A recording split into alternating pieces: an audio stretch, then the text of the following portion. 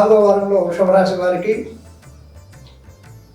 బంధువుల చేత ఈసడింపులు, అదేవిధంగా ఏ కార్యక్రమం అనుకున్న ఆటంకాలు ఏర్పడడం జరుగుతుంది.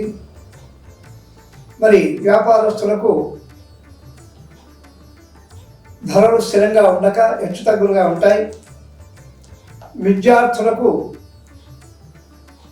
శ్రమ అధికంగా ఉంటుంది, ఫలితం తక్కువ ఉంటుంది.